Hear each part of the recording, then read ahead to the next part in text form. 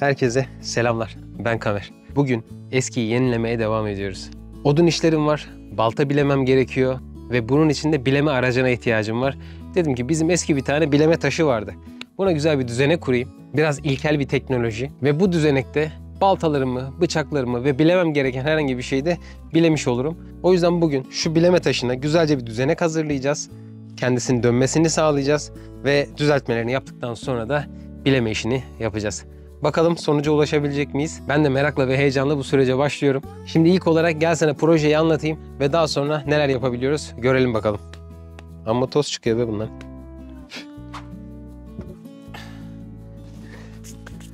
Evet, düşüncem şu. 4 ayaklı bir tane tezgah yapacağım buna, tamam mı? Tezgahın üzerine bunu oturtacağım. Ve daha sonra da normalde bunlar nasıldı biliyor musun? Elle döndürmeli bir mekanizması vardı. Bir tane eliyle bıçağı, baltayı tutardı. Diğer eliyle de döndürerek ya da birine döndürterek bilemesini yapardı. Ben bunu ayakla çevirebileceğim, pedallı bir şekilde yapmaya çalışacağım. Bakalım başarabilecek miyim? Başarabilirsem şöyle dışarıda bir yerde duracak. İstediğin zaman üstüne oturabileceğin, oturak olarak da kullanabileceğin, bir yandan bileme işlerini yapabileceğin, vakit geçirebileceğin bir alan yapacağım. Ya şimdi bu tarz şeylerde makineler var. Aslında ihtiyaç duymuyoruz ama bazen de şu sessizliğin içinde elektronik olmayan, mekanik işlerle böyle ağır ağır iş yapmak istiyorsun. Hem biraz eskiyi değerlendirme olsun, hem bunun çalışma mekanizmasını göstermek olsun, hem taşı tanımamız olsun. Yani burada da bir şeyleri öğrenmiş, bir şeyleri de görmüş olacağız. Benim için keyifli bir süreç olacağına inanıyorum. Gel sana şimdi kağıt üzerine ne yapmak istediğimi anlatayım ve daha sonra da işimize başlayalım. Şu pedal bunu döndürecek. Ben burada oturacağım ve tüm düzenekte bu olacak. Benim çizim yeteneğim çok yok. Ancak ne yapmak istediğimi bileceğim kadar, yani bilmemi gösterecek kadar bir çizim yapabiliyorum. Umarım sen de anlayabilmişsindir. Bayağı ağır ya. Kaç kilo acaba? Bunu bir tartarız. Şimdi yapacağım proje için tahta yok bende. Önce büyük ağaçlardan tahta biçeceğim motorla.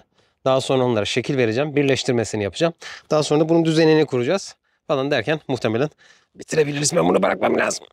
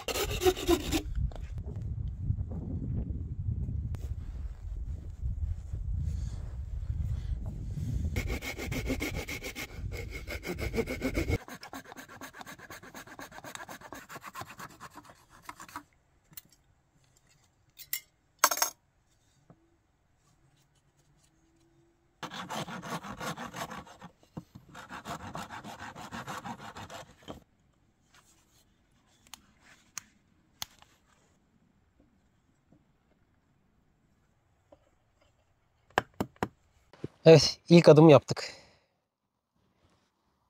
Çok keyifliydi ya. Ya şunu, bütün her şeyi ahşaptan böyle kendi başıma yapmak. Her parçayı. Aldığım keyfi sana daha sonra paylaşacağım. Şu anda emaneten bir taktım böyle sadece göstermek için, çünkü daha yapılacak işlemler var. Bunları tam yerine oturtmadan önce bazı düzenlemeleri olacak. Önce pedal kısmını bitirmek istiyorum ki ondan sonra hepsini birleştireceğim. Şunu şöyle bir göstermek istiyorum. Kol yaptım. Pedalla olmadan önce yapılan işlem şuydu. Bir kolunu çevirirdin. Bir kolunla da şöyle baltayı tutardın. Şimdi bunu döndürebilecek miyim? Çok zorlamak da istemiyorum. Daha şunu takmadım çünkü tam. Biraz daha yerleştireyim de. Aynen şöyle.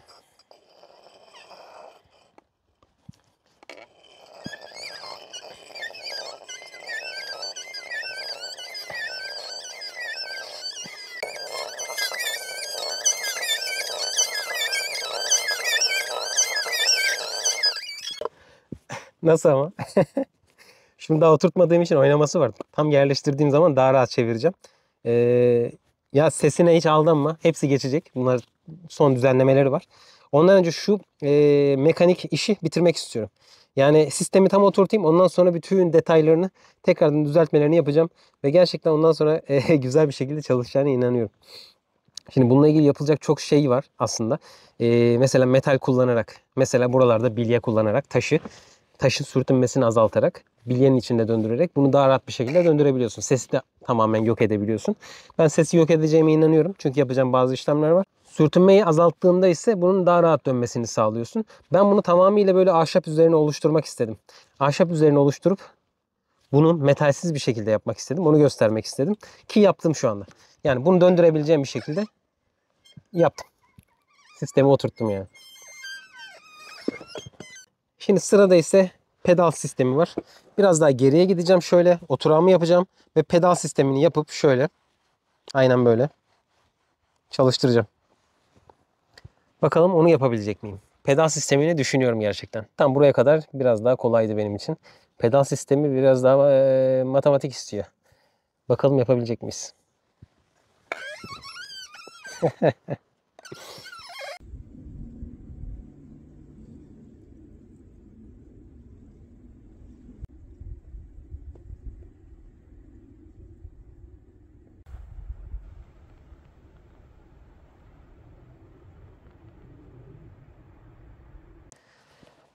Bir süredir çekim yapmadım. Çünkü kafamda tam oturması için bir şeylerin biraz daha sakin düşünmem gerekiyor. Başka bir şey düşünmemem gerekiyor. Gerekli parçalar hazırladım. Şimdi o parçaları göstereceğim sana ve tek tek yerine takıp nasıl çalıştığını göstereceğim. Gel bakalım. Şunu hazırlamıştık zaten. Şuraya deliğini de açıp bunu yerleştirdim. Bu dönecek olan kol. Evet. Bunlara tahtadan pim yaptım.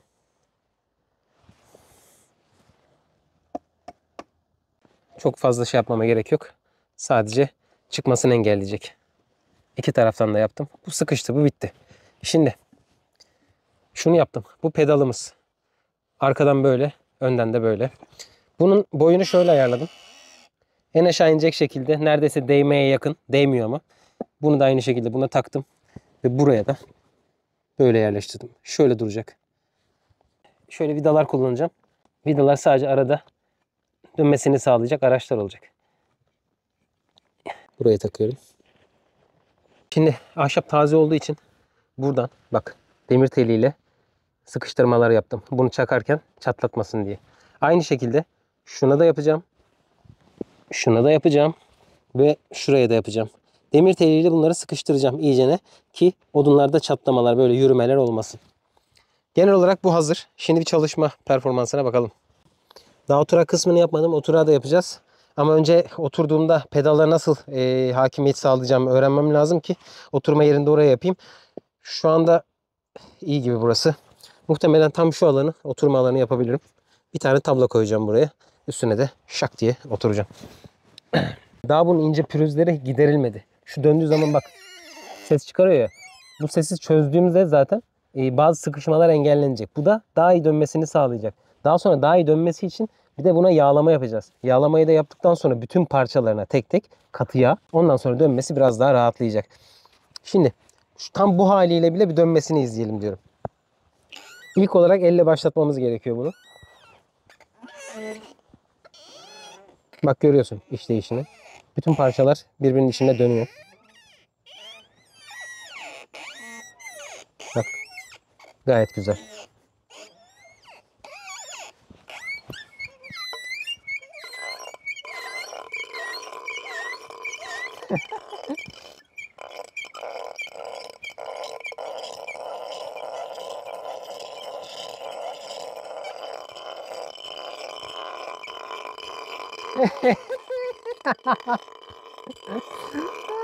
Çok iyi. Ses gitti ya. Allah Allah.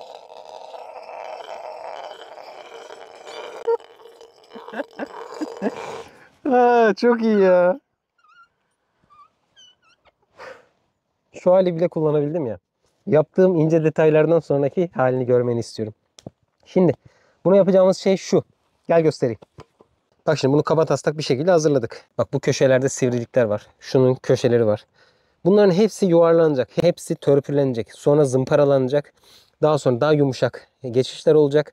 Hem ağırlığı da azaltılmış olacak. Bütün buradaki köşelerin hepsi düzenlenmesi gerekiyor. Şuradaki fazlalıklar alınması gerekiyor. Bununla ilgili bir sıkıntı yok. Şu anda çalışıyor. Bunun içini açıp burada oyduğum kısımların düzeltmelerini yapacağım. Biraz daha oraların biraz daha bu ses çıkarıyor ya. Şu mil orada sıkışmalar yaşıyor. O sıkışmayı da giderdikten sonra artık dönmesi daha da güzelleşecek, kolaylaşacak. İki tarafı da yaptıktan sonra en son işte yağlamasını yapacağız ve bitireceğiz. Ama son bir şeyimiz daha olacak. Ha dur, oturağı da yapacağız tam buraya. Son bir şeyimiz daha olacak. Bunun ıslanması gerekiyor. Onu da halledeceğiz. Ya bak bir şey diyeyim mi sana? Hislerimi, düşüncelerimi daha sonra paylaşacağım. Ama bak gözlerime görebiliyorsun değil mi? Acayip keyif aldım. Böyle bir şey yok. Evet bugünlük iş ara vereceğiz. Çalışır mekanizmayı ortaya koyduk. Şimdi düzeltmelerini, güzelleştirmelerini yapalım ve daha sonra da kullanmaya başlayalım.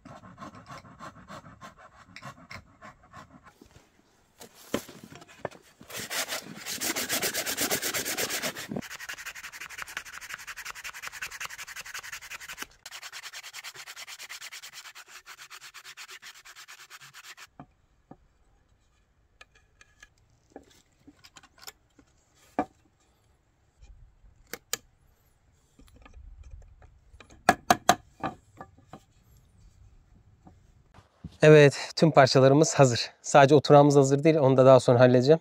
Şimdi zımparalamayı da yaptıktan sonra yakma işlemi yaptım buna. Yani avuç içi taşlamayla, sürtünmeyle yapıyordum biliyorsun. Efekt verdim buna. Efekt hoşuma gitti. Hem hatalarını da örtüyor, hem de güzel yüzeyini de pürüzsüz yapıyor. Başka bir işimiz kalmadı. Şimdi birleştirme zamanı kaldı. Şimdi buraları da güzelce temizledim. Bunu da güzelce temizledim. Ötme şeyini bayağı bir azalttım. Şimdi yağlamaya geçeceğiz. Bu kısımlara gres yağı koyacağım. Ve gres yağı bunun sürtünmesini daha da azaltacak ve dönmesini daha da hızlandıracak. Hadi artık birleştirmeye başlayalım. Bütün parçalar burada. Şimdi birleştirelim.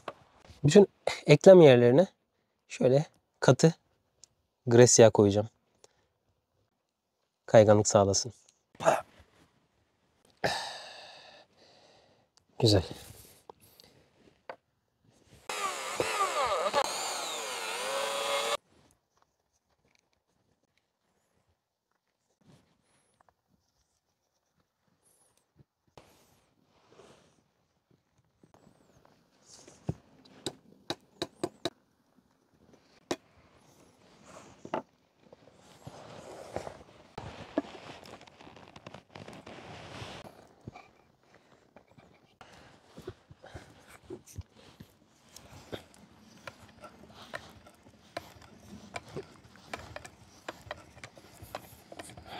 Evet, daha oturmadan, işleme geçmeden önce şuraya da bir oturağımızı yapalım. Tam şöyle olsun istiyorum.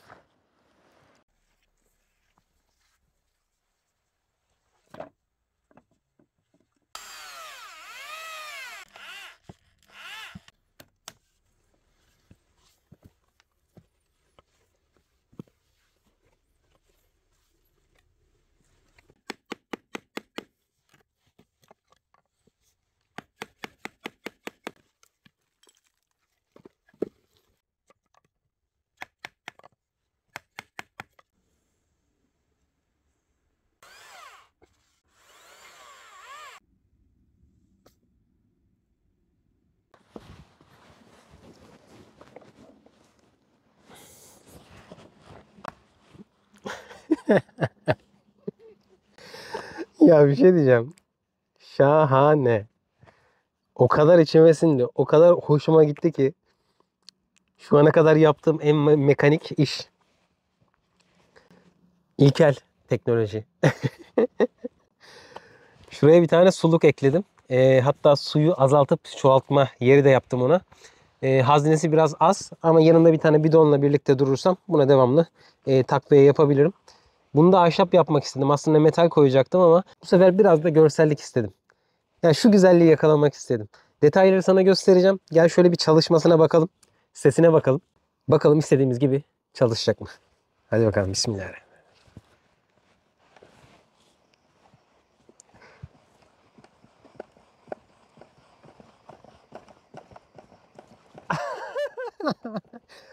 Ses yok. Hıza bak. Baksana. Kendi devam ediyor.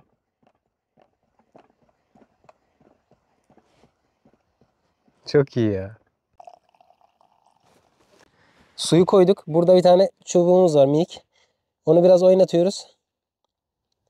Ve su akmaya başlıyor. Evet, taşın genelini şu anda ıslatmaya başladı.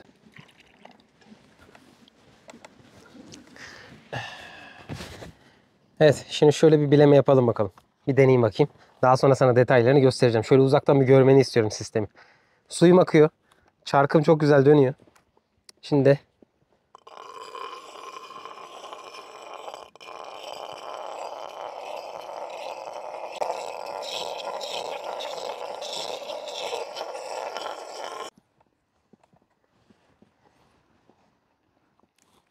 harika ya. Harika. Vay be. Bir de keyifli ya.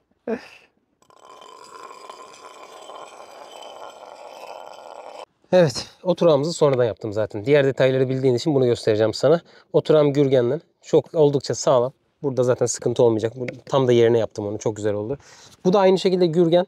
İçi oyuk. Daha doğrusu dal yarasıydı bu. Ufaktan böyle biraz daha oyma işlemi yaptım ve içine şöyle bir hazne yaptım. Tamam mı? Şuraya tutturdum onu, hazneyi. Hemen hazinenin önüne şu ucuna da bunu çektiğim zaman su artıyor. Bunu ittiğim zaman su azalıyor. Deliği tıkıyorum yani, anladın mı? Bunu biraz yelpaze gibi yaptım ki burayı taşın tamamına su versin diye. Ancak bunu biraz daha geliştirmem gerekiyor. Sadece onunla ilgili bir detaylar var. Ama bunu komple açarsam, suyu da üstüne koyarsam tamam, taşın tamamını ıslatıyor. Onunla ilgili sorun yok. Şimdi bak, şöyle suyumu koyuyorum. Bak, buradaki akıntıyı görüyorsun. Bak, taşın bir kısmına gidiyor. Taşı döndürdükçe diğer kısımlara da geliyor. Ama yeterli değil. Tamamına gelmesini istiyorum. Evet bak, sistem çok güzel çalışıyor. Hiçbir sıkıntı yok. Özellikle yağladıktan sonra zaten müthiş. Arada sadece yağ takviyesi yapmam gerekiyor buna. Ahşaplarda şunlar mesela çok önemliydi bak. Şu kelepçeleri yapmasaydım var ya.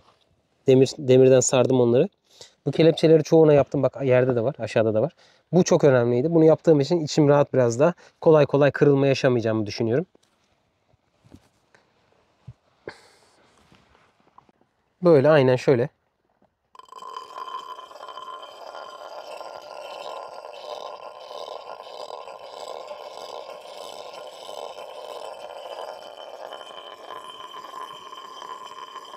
Bu suyla çalışan bir taş.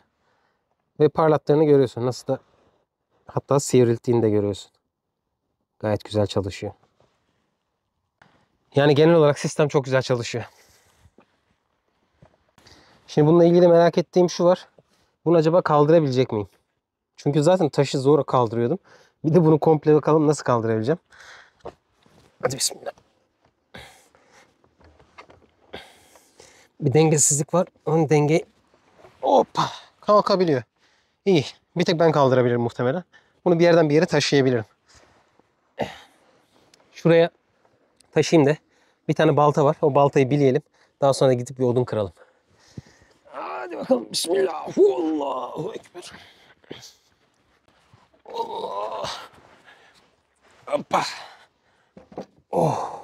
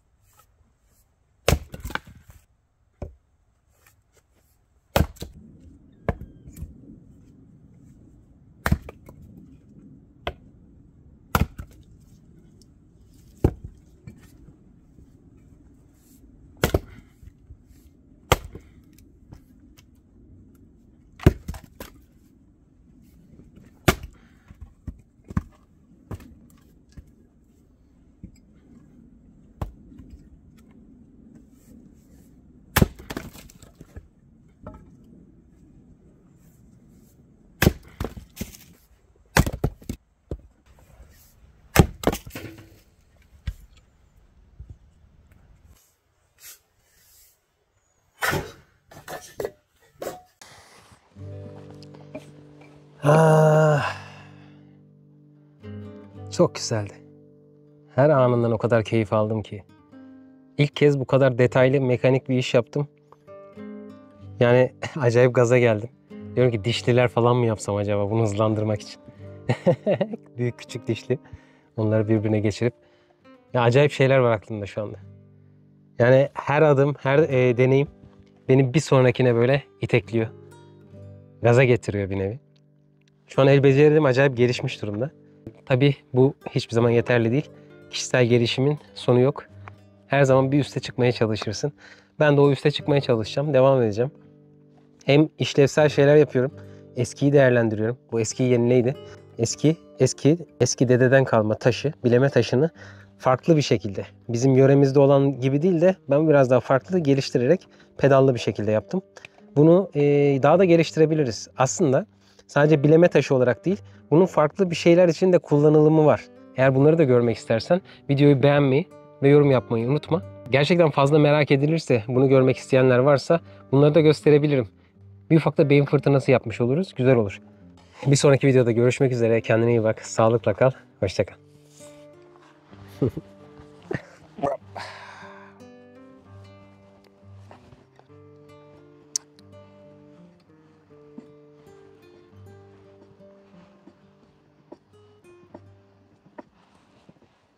Ortada hiçbir parça yokken, parçaları tek tek senin yapman ve çalışabilir mekanizma oluşturmak var ya, müthiş bir şey ya. Ya bunun hissiyatını nasıl anlatabilirim sana ya? Şu an bunu yapabiliyorsam geçmiş deneyimlerin eseri. İyi ki yapmışım, iyi ki denemişim. Bu ortaya koyduğum araç sadece bahane. Ben şu an becerilerimi geliştiriyorum ya. Yani bu müthiş bir şey ya. Gerçekten müthiş bir şey.